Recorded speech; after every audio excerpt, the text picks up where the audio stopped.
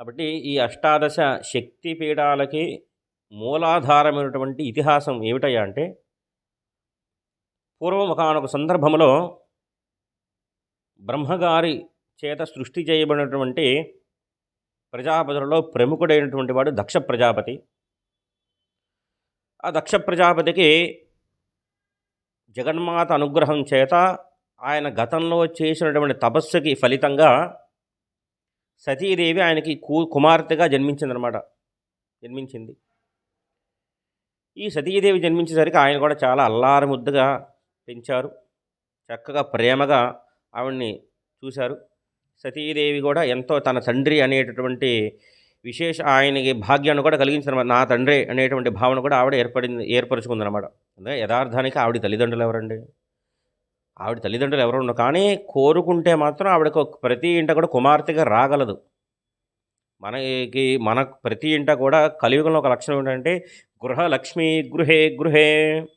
ప్రతి ఇంటిలో ఉండేటువంటి స్త్రీ స్వరూపం కూడా జగన్మాత స్వరూపాలే. ఎలాగా మరి జగన్మాత ఎలాగంటే వాళ్ళలో ఉండేటువంటి సద్గుణాలను బట్టి అమ్మవారి అనుగ్రహం వాళ్ళ యొక్క అంశ వాళ్ళలో ఏర్పడుతుందన్నమాట. అలాగే సతీదేవి కూడా దక్ష ప్రజాపతికి కుమార్తెగా వచ్చిందన్నమాట. ఈయనకి సతీదేవి తర్వాత 27 మంది కుమార్తెలు కలిగారు. వాళ్ళే 27 నక్షత్రాలు. 27 మందిని కూడా ఇచ్చి చంద్రుడికి వివాహం చేశారన్నమాట. చంద్రుడికి అందుకే 27 నక్షత్రాలకి భర్త ఎవరంటే చంద్రుడు అనమాట. కాబట్టి దక్ష ప్రజాపతి సతీదేవి కుమార్తెగా ఉంది. ఈవిడికి మంచి యోగ్యుడైనటువంటి వాడిని వివాహం చేయాలని చెప్పి అనుకున్నారు. సరే, త్రిమూర్తులలో ఒకటైనటువంటి ఈ పరమేశ్వరుడి చేత ఆవిడికిచ్చి వివాహం జరిపించారనమాట. కానీ ప్రజాపతులలో ఒకడైనటువంటి వాడు దక్షుడు అన్నమాట. కానీ త్రిమూర్తులకు ఒకడైనటువంటి వాడు సదాశివుడు. దక్షుడు ఎప్పుడు కూడా బ్రహ్మగారి యొక్క మానసపుత్రుడు, బ్రహ్మగారి యొక్క కొడుకుతో సమానం. ఈ బ్రహ్మగారి కొడుకుతో సమానమైనప్పుడు తన కుమార్తెని పరమేశ్వరుడికి ఇచ్చాడు కనుక అల్లుడి స్థాయి అని ఆయన అనుకుంటున్నాడు అనమాట. నాకు అల్లుడు అంటే నాకంటే చిన్నవాడు అనుకుంటున్నాడు దక్షుడు. కానీ త్రిమూర్తుల్లో ఒకడైన వాడంటే తన తండ్రితో సమానమైనటువంటి వాడు. ఇక్కడ త్రిమూర్తుల్లో ఒకడు పరమేశ్వరుడు. పరమేశ్వరుడి స్థాయి ఎప్పుడూ ఒకేలాగా ఉంటుంది అనమాట. ఆయన స్థాయి ఎప్పుడూ కిందకి దిగదు. ఆయన యొక్క ఆలోచన ఎప్పుడూ కిందకి జారడం అనేది ఉండదు అనమాట. ఆయన ఎప్పుడూ సదాశివుడు. అందుకే మనకి ఉండేటువంటి మాటలో సదా బ్రహ్మ సదా విష్ణు అనేటువంటి మాట ఉండదన్నమాట. సదాశివుడు అంటే అంత అర్ధనార్థం ఏంటంటే ఎప్పుడూ కూడా ప్రపంచానికి మంచి మంచి చేయాలనేటువంటి ఆలోచన కలిగినటువంటి వాడు. లోకానికి ఎప్పుడు కూడా మంగళములు కురిపించేటటువంటి వాడు మాత్రమే సదాశివుడు అనమాట. ఎప్పుడూ ప్రేమైక మూర్తిగా ఉండేటటువంటి వాడే సదాశివుడు. అంతటి పరబ్రహ్మ స్వరూపము, అంతటి త్రిగుణాత్మక స్వరూపం పరమేశ్వరుడు. ఈ ముగ్గురు కూడా ఒకసారి బ్రహ్మగారు నిర్వహించినటువంటి సభకి దక్షుణ్ణి ఆహ్వానించారన్నమాట. దక్ష ప్రజాపతిని ఆహ్వానించేసరికి వివాహం అయిపోయిన తర్వాత దక్ష ప్రజాపతి కుమార్తె అయినటువంటి సతీదేవికి పరమేశ్వరుడికి వివాహం అయిపోయిన తర్వాత ఆయనని ఆహ్వానించారన్నమాట. అందుకే దక్ష ప్రజాపతి కుమార్తె కనుకనే అమ్మవారికి దాక్షాయని అనేటువంటి పేరు సార్థకమైందనమాట. దాక్షాయని, దైత్యహంత్రి అనేటువంటి నామాలు కూడా మనకి లలితా సహస్రనామాలు వస్తాయి. దక్ష ప్రజాపతి కుమార్తె కనుక దాక్షాయని ఆవిడ పేరు. ఈ వివాహం అయిపోయిన తర్వాత ఒకానొక సభలో ఈ ఎదురు పడ్డారు, మామగారు అల్లుడుగారు ఎదురుపడ్డారు. ఈయన స్థానం ఎటువంటిదయ్యా అంటే త్రిమూర్తులలో ఒకటిగా నిలబడ్డాడనమాట. ఎందుకు ఇది ఆయన ఒక అతిథిగా వచ్చారు, దక్ష ప్రజాపతి అతిథిగా వచ్చారు. ఇది ఎలాగ ఉంటుందయ్యా అంటే మన బంధువే ఉన్నారండి. ఇంటికి వెళ్ళినప్పుడు చాలా ప్రేమగా యారా ఒరే అనుకుంటూ ఉంటాం. ఆయన ఒకసారి ఒక పెద్ద పదవికి వెళ్ళినప్పుడు కూడా ఆయన స్థాయి మనం కించపరచకూడదు కదండి. ఆయనకి జిల్లాకి అధికారం ఇవ్వచ్చు, ఒక కలెక్టర్ గారు ఇవ్వచ్చు. జిల్లా అధికారి ఒక ఆఫీస్ కార్యాలయంలో ఉన్నప్పుడు ఆయన తన పని కర్తవ్యంగా నిర్వహిస్తున్నప్పుడు ఇంట్లో ఎలా ప్రవర్తిస్తావు అలా అక్కడ ప్రవర్తిస్తారంటే అది కుదరని సందర్భం అనమాట. ఒరే ఇటారా అని అందరి ముందు అధికారుల ముందు అనేటువంటి భావన మన మనసులో కలగకూడదు కదండి. ఎంత ప్రేమానురాగాలనో అది ఇంటి వరకే పరిమితం అనమాట. ఒక అధికారిగా ఉన్నప్పుడు ఆయన స్థాయి మనం ఎప్పుడు కించపరచకూడదనమాట. అలాగే దక్ష ప్రజాపతి తన అల్లుడు అనేటువంటి భావన ఉన్నాడు. ఈయన త్రిమూర్తులలో ఒకడు కాబట్టి బ్రహ్మగారికి నమస్కరించారు. శ్రీమన్నారాయణమూర్తికి నమస్కరించారు. ఈయన నా అల్లుడు, ఈయనకు నమస్కరించాడు, ఈయనే నాకు నమస్కరించాలి. లేచి నిలబడలేదు కదా, మామగారికి ఇవ్వవలసినటువంటి కనీస మర్యాద ఈయన ఇవ్వలేదు అనేటటువంటి భావనలు ఆయన ఉండి అవమానించారన్నమాట. అబ్బో! ఎన్నో రకాల దూషణ చేశారు ఆయన్ని. ఇటువంటి వాడికి నేను పిల్లనిచ్చింది, పాములు వేసుకుంటాడు, మెడలో తిరుగుతూ ఉంటాడు, శ్మశానవాసి అయి ఉంటాడు, జటాలు కట్టుకుంటాడు, చెప్పి నానా రకాల నిందలు చేశాడనమాట. ఆ నిందలన్నిటికీ కూడా మనం చెప్పుకున్నాం కదండి, శ్మశానవాసి ఎందుకుంటాడు. కాబట్టి అంత నింద చేశారనమాట. నింద చేసేసరికి ఆయన ఎప్పుడు చిరునవ్వుతోనే ఉంటాడనమాట. పరమేశ్వరుడికి ఇది పొంగు ఉండదు, కృంగు ఉండదు. సదాశివుడు కదండి ఆయన. కాబట్టి ఇంతటి సంఘటన జరిగిందని చెప్పి ఆయన ఎప్పుడు భార్యతో, మీ నాన్న నన్ను ఇంతమంది సభలో అవమానించాడు అని ఎప్పుడు కూడా భార్యతో కూడా చెప్పుకోలేదు నా సతీదేవతో. ఒకానొక సందర్భంలో ఈ దక్ష ప్రజాపతి కుమార్తెలందరూ కూడా వెళ్ళి, ఈ 27 నక్షత్రాలు అందరూ కూడా వెళ్ళి తన తండ్రి అయినటువంటి దక్ష ప్రజాపతి చెప్పుకున్నారన్నమాట. నాన్నగారు మీరందరూ కూడా మాకు ఇచ్చి చంద్రుడికి ఇచ్చి వివాహం చేశారు. అతనేమో మా అందరితో కూడా సక్రమంగా ఉండకుండా చంద్రుడిది ఒక్కడితో చంద్రు యొక్క రోహిణితో ఒక్కడి దాంతోనే ప్రేమగా ఉంటున్నారు. మా ఎందు కూడా కొద్దిగా తక్కువ భావన ఉందని చెప్పారనమాట. సరే చంద్రుడిని పిలిచారు. ఏమయ్యా, నీకు ఇంతమందిని పిల్లలనిచ్చి వివాహం చేశారంటే అందరితో సమానంగా ఉండమని కాదు, ఇవన్నీ వదిలిపెట్టి నువ్వు రోహిణితో ఒక్కదానితో ప్రేమగా ఉంటున్నావట, ఇది భావ్యమేనా? కాబట్టి ఒకసారి మందలించారనమాట. ఇక నుంచి ఆయన ఒళ్ళు జాగ్రత్తగా పెట్టుకో, దగ్గర పెట్టుకుని అందరికీ కూడా సమాన ప్రేమ భావన కలిగి ఉండని చెప్పారనమాట. సరే మామగారు మందలించరే, చంద్రుడి యొక్క ధోరణి అలాగే ఉందన్నమాట. ధోరణి అలాగే ఉండేసరికి మరి రెండోసారి ఏడ్చుకుంటూ ఆ 26 మంది పుట్టింటికి వచ్చేసారనమాట. పుట్టింటికి వచ్చేసరికి ఈసారి విపరీతమైన కోపం వచ్చిందనమాట. నా కూతుర్లు ఇంతమంది నువ్వు బాధిస్తున్నావు కనుక క్షయరోగంతో నువ్వు క్షీణించదువుగాక అని చెప్పి శాపం ఇచ్చారనమాట. క్షయరోగంతో క్షీణించిపోతూ ఉంటే ఇప్పుడు ఈయనకు గతి ఎవరండి? పరమేశ్వరుడే. నారద మహాముని సలహా మేరకు నిన్ను రక్షించేవాడు బ్రహ్మాండం మొత్తం మీద పరమేశ్వరుడై ఆయన పాదాలు పట్టుకో. ఆయన పాదాలు పట్టుకున్న ఉత్తరక్షణం నువ్వు ముందు నన్ను రక్షిస్తానంటేనే అని నీ కోరిక చెప్పు, లేదా రక్షించడం నా తరం కాదంటే కోరిక చెప్పమాకని చెప్పారు. సరే ఈయన పరుగున వెళ్ళి ఆయన పాదాల మీద పడి క్షమాపణ చెప్పారు. స్వామి పాదాలు పట్టుకుని స్వామి నన్ను రక్షించవయ్యా అని చెప్పారు, అడిగారు అనమాట.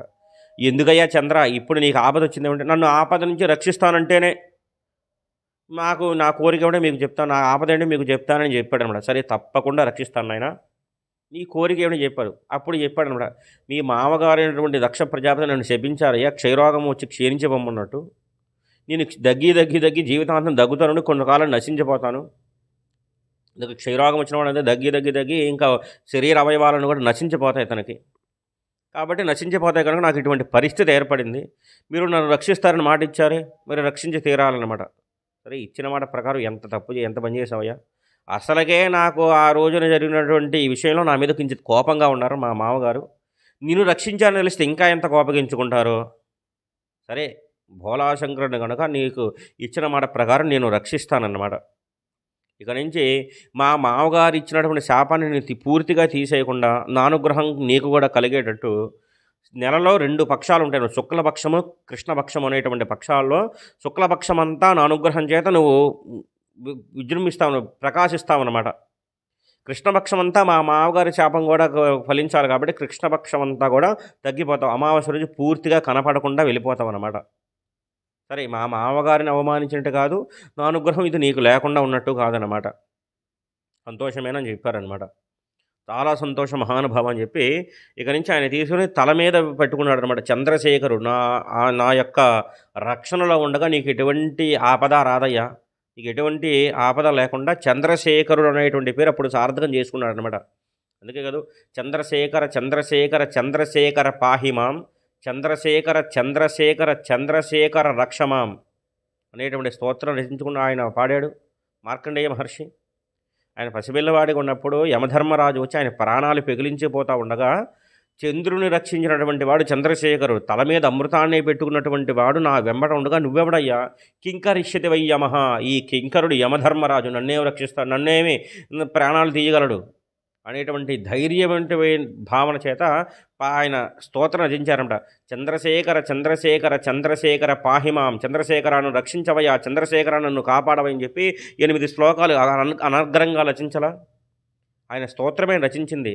ఈ స్తోత్రం అంతా పూర్తి జరిగి మహా యమధర్మరాజు గారినే ఎడమగాలుతుందని మరణించేలా చేశాడనమాట పరమేశ్వరుడు. ఆయన పాదాలు పట్టుకుంటే అంతటి విశేషమైనటువంటి శక్తి అనుగ్రహము కురిపించగలిగినటువంటి మహా మహా అనుగ్రహ ప్రదాత పరమేశ్వరుడు.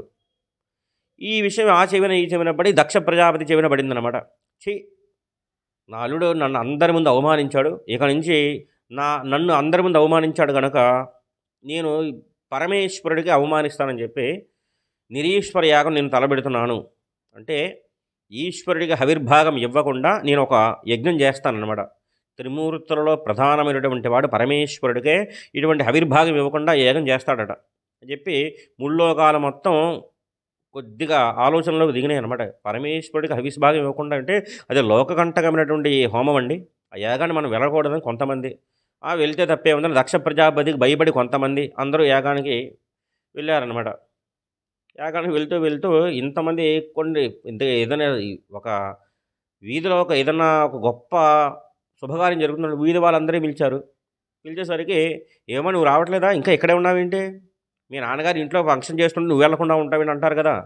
అలాగే సతీదేవి అందరూ ఇంత కోలాహలంగా వెళ్తున్నారు, ఎక్కడికి అమ్మా అంటే అమ్మవారు అడిగిందనమాట, నీకు తెలియదమ్మా మీ నాన్నగారు నిరీశ్వర యాగం చేస్తున్నారటగా, దాన్ని చూడడానికి మేము వెళ్తున్నామని చెప్పారన్నమాట. ఆవిడికి వెంటనే ఓహో మా నాన్నగారు ఇటువంటి చేస్తున్నారని చెప్పి దాన్ని ఎలాగైనా సరే ఆపాలని చెప్పి పరమేశ్వరుడి దగ్గరికి వచ్చి అడిగిందనమాట. నేను కూడా మా నాన్నగారు చేసేటటువంటి యాగం చూడడానికి వెళ్ళొచ్చా అని చెప్పారనమాట.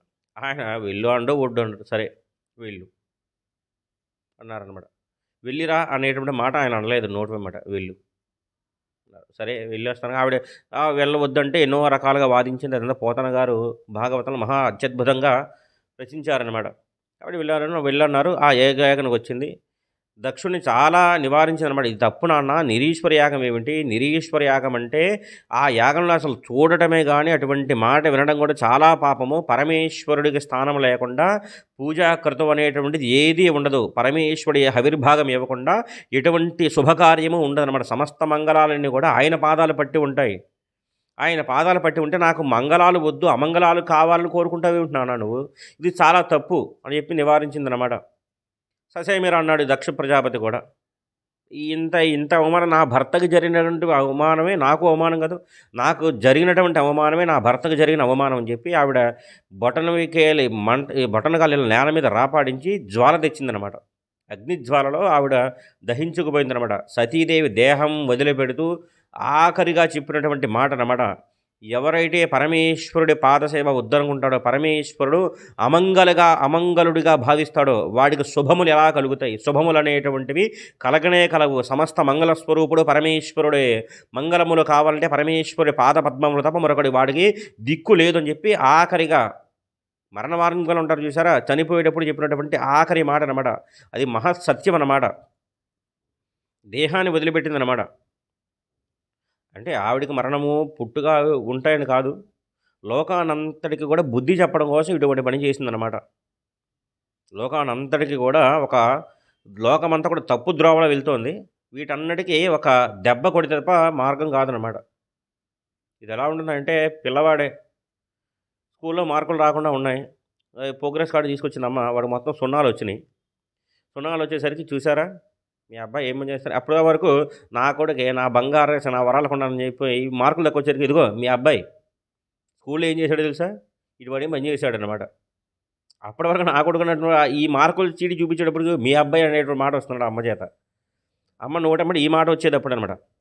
ఆయన ఎప్పుడు దాకా ఆఫీస్లో ఏ వర్క్తో చీకు చింకతో వచ్చి పోనీలో వదిలే పక్కన పెట్టేస్తారు. మీకు ఇలాంటివన్నీ పట్టవు, మీకు ఎవరిని ఎందుకు పడతాయి, ఈ పిల్లవాడి బాధ్యత అంతా నేనే చూసుకోవాలి. వాడేమో చదువు సంధ్య లేకుండా తిరుగుతున్నాడు, ఎప్పుడు చూసినా ఆటలో ఫ్రెండ్స్ని తిరుగుతూనే ఉంటాడు, మీకు పట్టమనమాట. ఎంత నా నెత్తి మీద పడింది అనేసరికి అప్పటి వరకు ఆఫీస్లోంచి వచ్చినటువంటి వాడికి చికాకు వచ్చేసి బెడ్లు తీసి బాధేస్తాడు మన పిల్లవాడిని.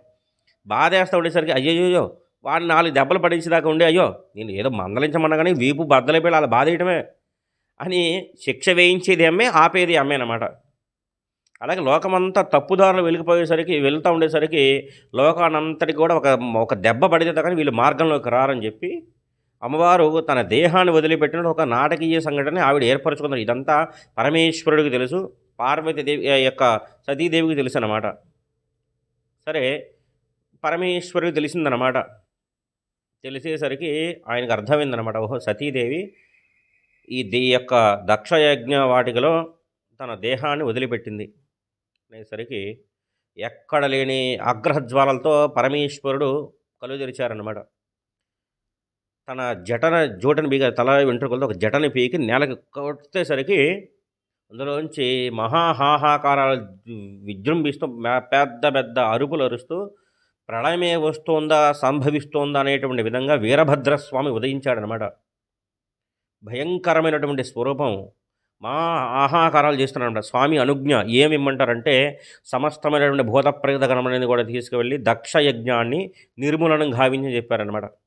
నిర్మూలన చేయి అని చెప్పేసరికి ఇక దక్ష వాటికి వీరభద్రస్వామి ఏం చేశారు, ఇంకా ఒక్కొక్కరికి విశేషమైనటువంటి మందలిమరం ఒక్కొక్కరికి కాదనమాట. వచ్చిన ఆ యాగాల్లో ఉన్నటువంటి ప్రతి ఒక్కరికి కూడా ఏదో ఒక దెబ్బ తగిలిందనమాట. ఒక చంద్రుడు ఒకసారి సూర్యనారాయణ మూర్తి ఉంటారనమాట. సూర్యనారాయణ మూర్తి ఎదురుపడేసరికి వీరభద్రస్వామికి ఆయన పిడికను బిగించి ఒక దంతాల మీద కొట్టేసరికి 32 పళ్ళు ఊడిపోయినమాట సూర్యనారాయణ మూర్తికి. అందుకే ఇప్పటికి కూడా చూడండి సూర్యనారాయణ మూర్తికి పళ్ళు ఉండవు. దక్ష యజ్ఞంలో సూర్యనారాయణ మూర్తికి దంతాల మీద కొట్టేసరికి 32 పళ్ళు ఊడిపోయినప్పుడు ఏమయ్యా శివుడి ఆజ్ఞ లేకుండా నువ్వు ఎందుకు ఈ సభకి వచ్చావు, ఎందుకు యాగం నువ్వు చూస్తున్నావు అని చెప్పేసరికి ఆ కోపంతో. అందుకే ఆయన కూడా దానికి ప్రతిరూపంగా ఇప్పటికీ రథసప్తమికి ఆయనకి వండేటటువంటి పరమాన్నం అందులో ఎటువంటి కఠిన పదార్థాలు వేరే పరమాన్నం, ఎందుకంటే ఆయన దంతములు ఉండవన్నమాట. ఈ శివ అష్టోత్తరంలో మీకు ఒక నామం ఉంటుందన్నమాట. పూష దంత విధివ్యగ్ర దక్షాధ్వర హరోహర. పూష అనబడేటువంటి సూర్యనారాయణ మూర్తికి దంతములు లేకుండా తీసినటువంటి వాడు ఎవరంటే పరమేశ్వరుడే. పూషదంత విధివ్యగ్రాయ నమో నమః అంటే ఒక మాసంలో వచ్చేటటువంటి సూర్యనారాయణమూర్తి యొక్క పేరు పూషుడు అనమాట. ఆయన దంతములు ఇవన్నీ. భృగు మహర్షి వచ్చారు, ఆయనకు గడ్డాన్ని మొత్తం పీల్చుని ఇలాగ ఒక్కసారి పీకేసరికి ఈ గడ్డమంతా ఊడొచ్చేసింది అనమాట. అబ్బో ఎక్కడ లేనటువంటి భయంకరమైనటువంటి ఘోష అంతా ఆ దక్షవాటికలో కనిపించింది అనమాట. దక్షవాటికలు కనిపించరికి ఇంకా దక్షుడు ఇంకా విజృంభణకి ఎదురు వీరభద్రుడితో నిలబడలేక భయంకరమైన యుద్ధం చేయిస్తారనమాట. ఇంకా ఆఖరి వీరభద్రుడు కూడా ఇంకెంతసేపు చేస్తారండి, తల నరకబడేసి యజ్ఞంలో గుండెలో పడేశారనమాట. మొత్తం చెల్లాచెదురు చేసేశారు. చెల్లాచెదురు చేసేసేసరికి మహాత్ముల కోపం ఎంతండి, తాటాకు మంట లాంటిది. మొత్తం అంతా విజృంభణం అయిపోయిందిగా. వీరభద్రం పల్లెం ఆడేశారు ఆయన మొత్తం. వీరభద్రం పల్లెం ఆడేసరికి మన అదృష్టం ఏమిటయ్యా అంటే, మన ఆంధ్రప్రదేశ్లో ఉన్నటువంటి ప్రజల అదృష్టం ఏమిటయ్యా అంటే ఆ దక్షవాటికి ఎక్కడో కాదనమాట, మన గోదావరి జిల్లాలో ఉన్నటువంటి ద్రాక్షారామంలోనే ఈ యొక్క చరిత్ర అంతా కూడా జరిగినటువంటిది అనమాట. స్వామివారి వీరభద్రస్వామి ఆ కత్తిని కడిగినటువంటి ప్రదేశం కూడా మన గోదావరి జిల్లాలోనే ఉంటుందన్నమాట.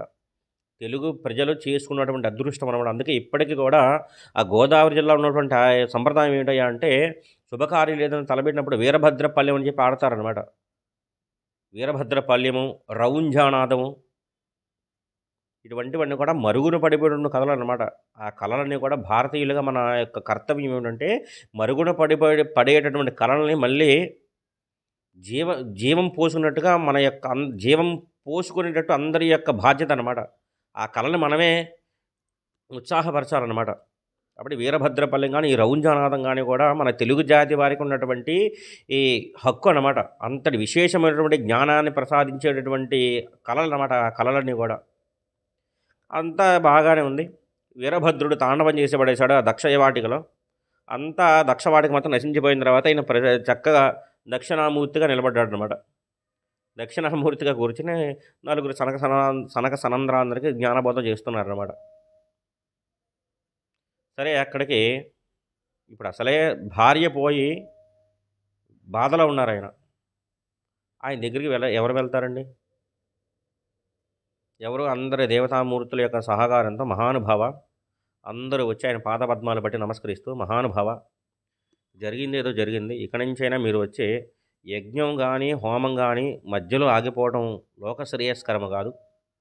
కాబట్టి నిరీశ్వర యాగాన్ని మీరు అక్కడ మీ నిరీశ్వర యాగం జరిగింది కనుక మీరు వచ్చి అడుగుపెట్టి ఆ యాగాన్ని పూర్తి చేయండి అని చెప్పారనమాట. సరే ఆయన కూడా సరే వస్తానని అని చెప్పి యాగానికి వచ్చారు. పరమేశ్వరుడు అడుగు పెట్టినంత కారణం చేత మొత్తము తెగిపోయినటువంటి మంగళతోరణాలు కూడా వాటందరూ అంటుకున్నాయన్నమాట. ఎటు చూసినా సరే మంగళకరమైన వాతావరణం. ఇప్పటివరకు వీరభద్రుడు అక్కడ తాండవం చేసినంతసేపు కూడా అమంగళాలే కనబడినాయి. పరమేశ్వరుడు అడుగుపెట్టినంత మాత్రం చేత సర్వము మంగళములే కనబడినమాట. అందుకే పరమేశ్వరుడి యొక్క పాదస్పర్శే సమస్త మంగళాలన్నీ కూడా ఆయన పాదాల దగ్గరే ఉంటాయన్నమాట. అంతటి మంగళకారకుడు పరమేశ్వరుడు. సరే, అంతా కూడా శుభ కార్యక్రమాలు అంతా కూడా మంగళప్రదమైనటువంటి వాతావరణానికి నిలబడిందనమాట. భద్రుని పిలిచారు, వీరభద్రస్వామిని. ఆ యొక్క దక్ష ప్రజాపతి శిరస్సేదయ్యా అంటించన్నారు. ఈయనకి అసలే కోపం కలిగిన వ్యక్తి పరమేశ్వరుడు మాట కాదనలేదు. స్వామి, ఇంకా నేను ఆ పని చేయనండి అని యజమానికి చెప్పలేక అంటించవయ్యా అంటాడు. ఇంకా నాకు వల్ల కాదండి, ఆ తల ఏదన్నారు, నేను నరికే సోమగుండంలో పడేసాను, ఎప్పుడో దహాన్ని దహించకపోయింది, కాలిపోయిందని చెప్పానమాట. ఎంత పని చేసావయ్యా? సరే, అతనికి ఏదన్నా శిరస్సు ఏంటంటే, వీరభద్రస్వామి కావాలని చేసినటువంటి పని ఏమిటంటే అక్కడ ఒక మేక తల ఖండించి ఆయనకి తీసి అందించారన్నమాట. మేక తల. అది ఎప్పుడు మే మే మే అంటూ ఉంటుంది అనమాట. కాబట్టి ఆ మే మే మే అంటమే మనకి రుద్ర నమ్మకాల్లో చూసారా, రుద్ర నమ్మకం చమకం. అప్పుడు చెప్పినటువంటి మంత్రాల్లో చాలా భాగం ఈ దక్షుడు చెప్పినటువంటివి అనమాట. చంచమే మయస్యమే ప్రియంచమేను కామస్యమే సౌమనసస్యమే భద్రంచమే శ్రేయస్యమే వశ్యస్యమే అన్నిటికీ వెనకాల మే మే మే మే అని ఉంటుందన్నమాట. స్వామి, నాకు తెలియక తప్పు జరిగింది స్వామి, శంచమే, ఉదయం నువ్వే, సాయంత్రం నువ్వే, పగలు నువ్వే, రాత్రి నువ్వే, చోరుడు నువ్వే, చోరస్యమే శ్రేయస్యమే ద్రవంచమే యజ్ఞస్యమే అగ్నిశ్చమ ఇంద్రస్యమే సోమస్యమ ఇంద్రస్యమే సవితాచమ ఇంద్రస్యమే సరస్వతీచమ ఇంద్రస్యమే పూషాచమ ఇంద్రస్యమే అనేటువంటి ఇంచుమించుగా చమకమంతా మే అనేటువంటి అక్షరాలు ఎక్కువ కనిపిస్తుంది అనమాట. ఆ చమక భాగాల్లో చాలా వరకు చెప్పినటువంటి దక్షుడు అనమాట, మేక శిరస్సుతో. కాబట్టి అగ్నిదేవుడికి కూడా చెప్తారు, అగ్నిదేవుడు కూడా వేదమంత్రాలకి ప్రతీక కాబట్టి ఆయన కూడా మేక వాహనం కూడా ఉంటుంది. అగ్నిదేవుడికి వాహనం ఏమిటంటే మేక వాహనం. ఆ మేక వాహనం అగ్ని పరమాత్మ కూడా చెప్పినటువంటి మంత్రాలని ఈ మంత్రాలను చెప్తారనమాట. అందుకే రుద్ర నమక చమకాలని కూడా చాలా ఎంతో విశేషమైన శక్తి కలిగినటువంటివి అనమాట. ఇవి నమ్మకమంతా ఈ చమకమంతా ఎక్కడ చూసినా మే ఏకాచమే త్రిస్సస్యమే పంచచమే సప్తచమే నవచమ ఏకాదశచమే త్రయోదశచమే పంచదశచమే సప్తదశచమే నవదశచమే ఏకాదశచమే రెండు మంత్రాలు అనమాట. చాలా అత్యద్భుతంగా ఉంటాయి ఆ మంత్రార్థాలన్నీ కూడా. ఈ మంత్రాలు తెలుగులో చెప్పుకుంటే ఏముండవండి, పగలు నువ్వే, రాత్రుడు నువ్వే, సూర్యుడు నువ్వే, చంద్రుడు నువ్వే, రాత్రి నువ్వే, చోరుడు నువ్వే, వెనక నుంచి వెన్నుపోటు పొడిచేవాడివి నువ్వే, ముందు నుంచి రక్షించేవాడి నువ్వే, గోతులో తోసేవాడివి నువ్వే, వైద్యుడు నువ్వే, వృక్షం నువ్వే, చెట్టు నువ్వే, పువ్వు నువ్వే, విత్తనం నువ్వే. చమకాన్ని తెలుగులో అర్థం చెప్పుకోవడం ఇప్పుడు అర్థమైంది అనమాట దక్షుడికి. నాకు అర్థమైంది స్వామి మీరెవరో అని చెప్పి ఆ మేక తల పెట్టిన తర్వాత జ్ఞానోదయం అయింది. జ్ఞానోదయం అయిన తర్వాత ఆవిడ దహించుకుపోయింది కదండి, సతీదేవి యొక్క దేహం అంతా దహించుకుపోయింది. కానీ అక్కడ దహించుకుపోయింది ఆవిడ ఛాయాదేహం అన్నమాట. ఛాయాదేహంగా ఛాయాదేహం దహించకపోయింది. కానీ కళేబరం మాత్రం అక్కడే ఉందన్నమాట. ఇంకా ఆవిడ కళేబరాన్ని చూసి ఇంకా ఆయన మనస్తాపం చెంది ఇంకా ఉండలేకపోయారన్నమాట. సతీదేవి అక్కడే నిద్రపోతున్నట్టుగా ఉంది. అక్కడ ఆవిడలో స్పర్శ లేదు. ఇంకా ఆ దేహాన్ని చూసి ఇంకా ఆయన తట్టుకోలేక దేహాన్ని తీసుకుని భుజం మీద వేసుకున్నారనమాట. అబ్బో, సతీ మళ్ళీ నా దగ్గరికి వచ్చిందేమని చెప్పి ఆనందంతో తాండవం చేయడం మొదలుపెట్టారనమాట. దేహాన్ని మీద వేసుకున్నటువంటి ఆనంద తాండవము, సతీదేవికి ఇంతటి అవమానం జరుగుతుందని చెప్పి బాధతో తాండవం రెండు ఒకేసారి జరిగినాయి. ఆ తాండవం చేస్తూ ఉండగా విపరీతమైనటువంటి తాండవం అనమాట. అది ప్రళయ భయంకరమైనటువంటి తాండవం, పరమేశ్వరుడు చేసేటువంటి తాండవం. లోకాలన్నీ అల్లలాడిపోతున్నాయ్యా, పరమేశ్వరుడికి ఇటువంటి స్థితి ఏర్పడింది, ఎవరు చేస్తారు ఇప్పుడు ఆయన తాండవాన్ని ఆపవయా అనే ధైర్యం ఎవరికి ఉంది? పరమేశ్వర నువ్వు తాండవాన్ని ఆపు అంటే ఇప్పటికే ఆయన ఎంత బాధలో ఉన్నారు, సతీదేవి దూరం అయిపోయి. ఆ బాధని ఆపేటటువంటి శక్తి ఎవరికి ఉంటుంది? అప్పుడు దేవతలను కూడా ఆ దేహం మీద, ఒంటి మీద ఉన్నంత, భుజం మీద ఉన్నంత పర్యంతము కూడా పరమేశ్వరుని అదుపు చేయగల శక్తి ఎవరికి ఉండదయ్యా? అది సదాశివుల సమాగమ స్వరూపము. కాబట్టి దేహం నుంచి దూరం చేయాలి అతన్ని. ఎవరు చేస్తారంటే శ్రీమన్నారాయణ ఈ శ్రీ విష్ణుమూర్తి తన సుదర్శన చక్రం చేత ఖండాలుగా చేయమన్నారనమాట. ఎలా ఖండిస్తాను మరి నేను? ఆయన తాండవం చేస్తున్నారు, ఆయన తాండవం మామూలుగా ఉంటుందా? జటాతవీ గలజ్జల ప్రవాహత విపస్థలే గలేవలంభిలంబితం భుజంగతుంగమాలికాం ఢమడ్ఢమడ్ఢమడ్ఢమడ్ఢమర్వయం చకార చంద్రశేఖరం తనోదన శివశివం అనేటువంటి అక్షరాలకు అనుగుణంగా నేను తాండవం చేస్తూ ఉంటే, జటాటవీ గలజ్జల ప్రవాహతాలి విపస్థలే అని తాండవం చేస్తూ ఉంటే ఆ గిర్ర మీద ఒక చక్రం తిరిగినట్టు తిరుగుతున్నాడు ఆయన. అంత చక్రం తిరుగుతున్నట్టుగా ఉండగా ఈ యొక్క దేహాన్ని ఎలా ఖండించడం? సామాన్య మానవులు సాధ్యమవుతుందా అది? ఆ సాధ్యమయ్యేటువంటి శక్తి శ్రీమన్నారాయణ ఒక్కడిగా ఉందయ్యా. నువ్వు సుదర్శన చక్రం చేత దేహాన్ని ఖండించి ఎలా ఖండిస్తావు? జఠ అని ఒకసారి ఒక అడుగు నేల మీద పడినప్పుడు ఒక దేహాన్ని ఖండించు. ఇంకొక శ్లోకం చెప్పినప్పుడు జటాఠవి, ఈ నేల చప్పుడులో నీ సుదర్శన చక్రం ఖండించినప్పుడు ఆ దేహం యొక్క ఖండించిన చప్పుడు రాకుండా ఉండాలన్నమాట. రెండింటికి సమన్వయం చేస్తూ నువ్వు ఖండించమన్నారంట. అవి విష్ణుమూర్తి ఖండించినటువంటి దేహ భాగములే 18 స్థానాల్లో పడ్డాయి అన్నమాట. ఆ 18 స్థానములే అమ్మవారి దేహమంతా కూడా 18 స్థానముల్లో ఉన్నాయి. అవే అష్టాదశి శక్తిపీఠములు. కొంతమంది 116, 108 శక్తిపీఠములు అంటారు, 55 శక్తిపీఠములు అంటారు. కానీ మనకి పురాణాల ప్రకారం విష్ణుమూర్తి ఖండించినటువంటి భాగాలు 18 భాగాలు మాత్రమే. ఆ 18 మహాశక్తివంతమైనటువంటి క్షేత్రములు, మహా విశేషమైనటువంటి క్షేత్రములు అన్నమాట. కొద్దిసేపటికి భుజం మీద బరువు తగ్గినట్టు అనిపించింది పరమేశ్వరుడికి. దేహం లేదు, పూర్తిగా ఖండన అయిపోయిందనమాట. ఖండన అయిపోయేసరికి ఎవరు ఇటువంటి పని చేసినటువంటి వారు అడిగారు. ఈ నారద మహాముని వెళ్ళి, అయ్యా శ్రీమన్నారాయణ స్వామి అని చెప్పారు. అవునులే, నా నా భార్య పోయింది కదా అని చెప్పి నేను ఇంత విరహవేదనలో ఉంటే నా భార్య దేహాన్ని కూడా చూసుకోకుండా చేశాడు కదా. అతనికి భార్యా వియోగం అంటే ఏంటో తెలుస్తుంది. భార్య వియోగ బాధ అతను కూడా అనుభవించదు కాకని చెప్పి చెప్పించారనమాట పరమేశ్వరుడు శ్రీమన్నారాయణ స్వామిని. చెప్పించిన అంత కోపం చల్లారింది. పోనీలే బావా, విష్ణుమూర్తి ఎదురుగా సర్లేనయ్యా, చెప్పించావులే అని చెప్పారన్నమాట. అయ్యయ్యో శ్రీమన్నారాయణ, కోపంలో నేను ఒక మాట అనేశాను, ఆ మాట మరి వెనక్కి తీసుకోలేను కదా అంటే, ఏమి లేదయ్యా, నేను వచ్చేటటువంటి జన్మలోనే రామావతారంలో నువ్వు ఉన్నటువంటి వరం సార్థక చెందని నేను కూడా భార్య వియోగం చేత నేను బాధపడతాను అని చెప్పారన్నమాట.